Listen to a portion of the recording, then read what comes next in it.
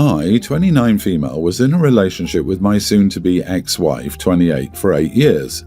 Everything was what I would describe as nearly perfect. Small arguments here and there, but nothing really significant or relationship-altering. All of that stopped 13 months ago after she got pregnant. The child wasn't a surprise, as we were trying for a baby. I don't know what went wrong, but around the 4-month mark, my wife completely made a 180 switch from the kind, caring and sweet woman she used to be to a total tyrant. I know it's bad to speak of someone like that, but that's the best way to describe it.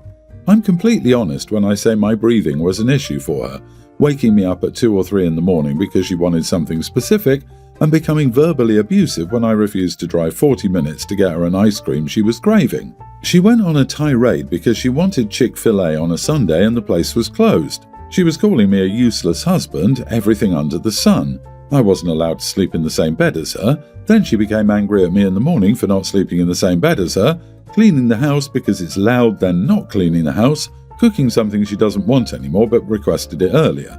I bore everything. Every insult, all the verbal abuse. I never raised my voice towards her during this time. I begged her to get help, talk to a doctor, therapist, her mother or anyone, but she refused. And that just made things worse because apparently I called her crazy for asking her to get help. I went with her to the doctor one time, and when I brought up the mood swings, the nightmare I was in for a whole week wasn't worth it. Talking to her mother as well, she tried to help. But my wife would act overly sweet and made it seem that I was the crazy one until her mother left, and it was back to heck for me. Even with the camera footage of her going off, she made it seem out of context and everyone made me the monster for not doing more or enough. She made it seem that every time she got angry it was in response to something I did. My sleeping at 4 a.m. and her not being able to open a can of peaches was my fault, earning me a can against the chest while sleeping. 4 months ago she gave birth. It wasn't an easy birth, but I was hopeful that things would somewhat return to normal. However, that's when the postpartum depression kicked in. I again tried to help. I really did.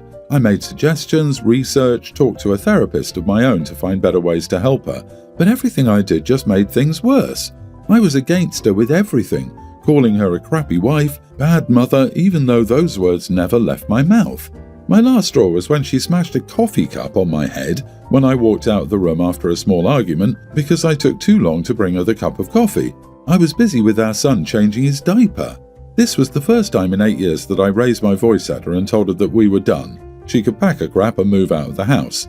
She went to her parents' house. She wanted to take our son, but I didn't allow it. When she said she would call the cops, I pointed to the camera in the hallway and told her she was welcome to try, as the camera caught it all. A week later, I was served with divorce papers. I wanted to file but didn't have the time with work and caring for our son. I was too busy. 3 weeks ago, my in-laws were waiting for me after I got back from work. Apparently, her parents got her to see a therapist after they threatened to kick her out because she became as abusive to them as she was to me. They finally believed me and that I wasn't making things up. They gave me a letter from my wife before they left. The letter basically says the following without writing everything out. She's sorry for the way she treated me all those months, she doesn't know why she did it and has no excuse. After her parents threatened to kick her out and she saw a therapist and psychiatrist, she's better now that she's on medication to help her. In the letter, she says she stopped the divorce proceedings and wants to give us another try. I haven't responded to her letter, so I told my lawyer to proceed with the divorce proceedings. I gave the letter to her as well as it contains a lot of details of what she did as well as her admitting to the verbal abuse. It's not just my words anymore, especially for what happened in public. I have videos of it, as well as the video of her breaking the coffee cup on my head, with the hospital visit for the stitches, and burn marks from the hot coffee. I'm told I'm the idiot as she's getting the help she needs now and that I should forgive her and give her another chance. I should do it to keep our family together. If I truly love her, I can forgive her for the things she did while not in her right mind. I'm a monster because I have no idea what she went through. The thing is, why didn't she take the help I suggested? I did everything humanly possible to help her, but she refused. She made me out to be this evil person, and everything I did wasn't right, good enough, not enough, nothing. I even removed myself from the situation and that was wrong.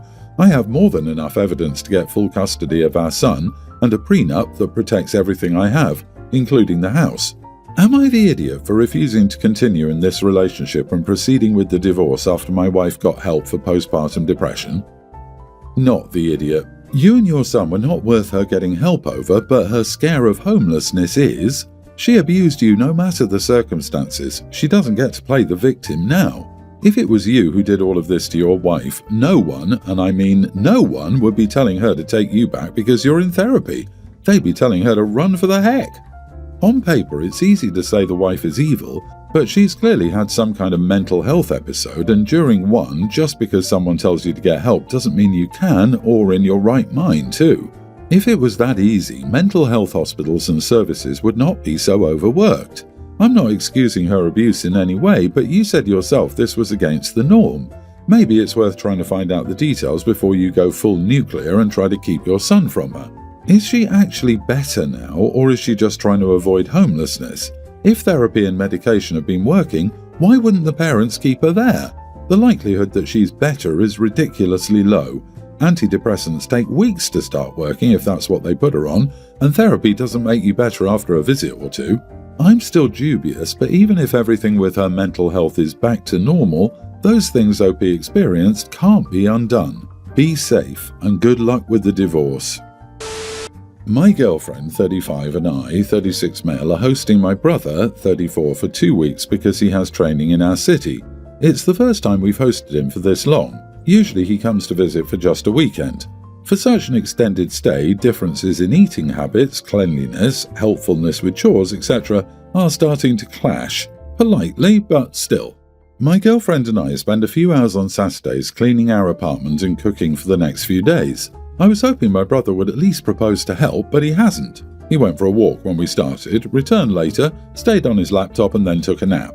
At 4 p.m. he was hungry. He'd snacked on a hot dog in town during his walk instead of coming back to eat with us for lunch, so he asked me if he could make himself a sandwich. I said, sure, but if my girlfriend is cleaning the kitchen, you should wait or eat a banana or an apple. My girlfriend doesn't want anyone in the way when cleaning a room. She's using that time to call her family. Besides, I was already a bit annoyed that my brother hadn't offered to help, so I found it rude to sit in the kitchen eating a sandwich while she was cleaning. He doesn't want a banana and would like bread and ham. I said, ask girlfriend if you can, but don't be surprised if she says no. He went into the kitchen to ask. She was cleaning and calling her mom. The kitchen table was full of stuff, blender, soap, etc. she just had to put aside. She would have needed to move them to make space for him or let him use the counter, which he was cleaning. She pointed him to the fruit basket and, just like I did, told him he could have a fruit. He didn't take anything. He came back to me and complained that we were extreme for not letting him have a sandwich, that he'd never seen that anywhere and that anyone would find it abnormal. I had no response. To me, it sounded normal that if you're invited to someone's home, especially for such a long stay, you don't get in their way when they're busy cleaning. But my girlfriend's mother had overheard on the phone when he came into the kitchen and told my girlfriend, come on, let him have his sandwich, the poor thing will starve. So she came out and told him he could have it. Now I'm not sure whether we're the idiot for telling him no in the first place. Edit, he has a wife and kid on the way. He's a pretty successful businessman, but I think he has expectations when visiting family. My mom complained about similar things when he visited her. Yeah, I can imagine who does all the household and children duties in his house. You are not the idiot. A sibling using you as a free hotel for 2 weeks is not a conventional guest. Your hosting obligations here are way different. I don't know about other people, but I personally would always offer to clean and or cook if someone was hosting me for free for 2 weeks. It's just basic politeness. Also, the man is 34 and whines that he has to wait for half an hour to make a sandwich and throws a tantrum that he doesn't want fruit. Jesus. I'm going to rock the boat. Even if my sibling was staying for 2 weeks, I'm not going to deny them 2 minutes access to a kitchen while I'm cleaning it. It doesn't take an hour or even much space to make a sandwich. You are the idiot. He's not cooking a meal, it's a sandwich. It would take less than 5 minutes. Also, why are you bitter about him eating a hot dog on his walk and not coming home for lunch? This is all overly dramatic. I agree, you are the idiot. Who deep cleans their house when they have guests? It's really rude. If this is a regular clean, then surely your house isn't going to be that dirty, and a quick sweep around the house is fine for a weekend or two. If you're taking all day, every week, you must be at the cleaning the floor with the toothbrush level. He's visiting. Go spend time with him. Join him on his walk. Take him to see some sights and make the most of your time with him. Home deep cleaning is not a quality shared activity. My husband, 35, and I, female 34, have 2 daughters. The oldest, Lexi, young teen, is not my husband's biological child, but he's been nothing short of a father to her. Our second daughter, Rosie, husband's bio, is just a baby. Last weekend we got together with hubby's family at his parents' house. My mother-in-law started discussing how we must prepare for Lexi's quinceañera next year. Hub's family has joked multiple times about Lexi getting to have a quince now that she's an honorary Mexican through my husband. My husband's family is from Mexico. I'm not of Latino origin. They grew up in the Catholic faith. I did not. While I love that hubby's family considers Lexi their own and includes her in other Mexican traditions, quinceañeras are the one exception. I've told my husband before I disagree with what it historically represents and we aren't Catholic. My husband has also said he understands this. I tell my mother-in-law that Lexi won't be having a quince and has told me she just wants to do something with her friends. My mother-in-law snapped at my husband in Spanish and left the room. I was then bombarded by both of my sisters-in-law, one of their husbands and my mother-in-law from the other room, demanding to know why Lexi couldn't have a quince. My husband told them to stand down, but they kept making passive-aggressive comments for the next 20 minutes, such as, "Poor Lexi won't have a quince as her little sister will." I finally said in a stern but calm tone, I understand it's a tradition, but I do not agree with the original meaning of quinces in that now a teen is a woman and ready for marriage. I know it's modernized now, which means they're just entering womanhood, but I still don't agree with the symbolism. They're kids. Besides, my husband and I don't practice faith. Lexi is not having a quince, and I don't want Rosie to have one either. From all directions, shouts of, "What? Rosie has to have one, and Rosie is Mexican. You can decide for Lexi but not for Rosie," came from all my in-laws. All last week my husband was getting texts about how much I offended them and that a quince, more so for Rosie as his bio kid, is a rite of passage and marks a milestone into womanhood.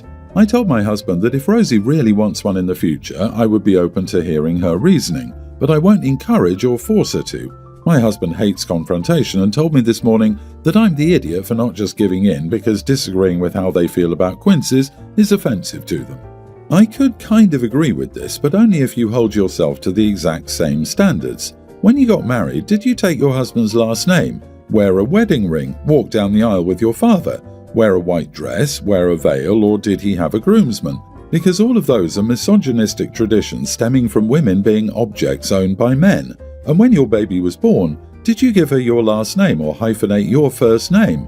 Because giving the baby that you grew and birthed only your husband's last name is also a misogynistic tradition. If you did any of those, I don't see how you can deny your daughter a party. I'm sorry, but you are the idiot. Lord help any woman who isn't the perfect feminist.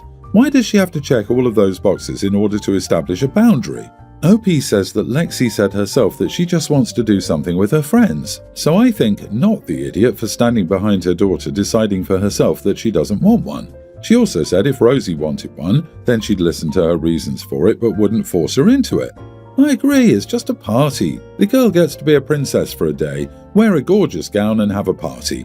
Sounds like loads of fun, and I think the family including her in the tradition is a big deal since she's not stepdad's kid. I think if Lexi doesn't want one, then she needs to talk to grandma and aunties about it. But it does come off as judgmental and like an idiot to compare their cultural tradition to misogynistic values. I got married a few years ago and made it clear I wanted a child-free wedding. 2 of my siblings understood, but my sister didn't. She told me a wedding without kids is like a garden without flowers. Some of my cousins who had agreed to the child-free wedding started pressuring me to allow kids. I told them no, I wouldn't have kids at my wedding. My whole life I've been invited to family and friends' weddings and seen how chaotic kids can be. I don't even remember having a good time at weddings as a kid. So I told them they were welcome to come without kids and that I'd understand if they couldn't make it. They finally dropped it and most of them came. A few days ago my sister had her wedding and she allowed kids. It was a disaster from start to finish. Kids ran into the middle of the dance floor, ruining some photos. My sister wanted candid photos of her guests and even had disposable cameras at the table so guests could take their own pictures. She also had a professional photographer, but kids were all over the place getting in the way. Some even grabbed a few of the disposable cameras and broke them. There was no one to watch the kids. She wanted a big family wedding, so she didn't hire anyone to keep an eye on them. Kids were everywhere. Some of them were grabbing the cake with their hands. I saw it happen and told one of the moms who came and got her kid. I didn't tell my sister. I didn't want to point out the chaos or ruin her special day. I don't know when, but another kid got to the cake, started eating it, and ended up throwing up on it. No one noticed until my sister went to cut the cake and saw something strange on top. When they looked closer, they realized it was vomit. The cake was ruined. My sister stormed off crying and my mom went to console her. She complained about it in the family chat. Last night, we went to dinner at my parents' house and my brother made a comment and I couldn't hold back a laugh. My sister said she knew I'd been laughing at her ever since it happened. I told her it was funny to me too, but I was laughing at what my brother had just said. She got angry again and left early. My mom said I should apologise, and my other brother, who also had a child-free wedding, is laughing about it too and is on my side. Am I the idiot for laughing when a kid threw up my sister's wedding cake? Everyone's the idiot here. Wedding without kids is like a garden without flowers. It's so corny it makes me want to throw up on her cake too. But I can't help but wonder how all of those kids were raised if they were causing this much chaos. Every wedding I've ever been to has had kids present, as young as 2 if I remember correctly, and there were no issues like this. The worst I can remember is that one of the toddlers started to talk a tiny bit louder than they should, but their parents quickly shushed them. Oh my goodness. Does your family let their children run around like feral animals, or are weddings a special occasion? Honestly, it says more about your family than anything else. Sounds like your family just has a bunch of crappy parents who can't or won't control their children.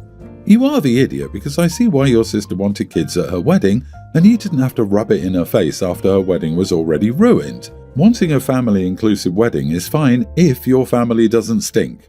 Dude, it's not the kids, it's the parents.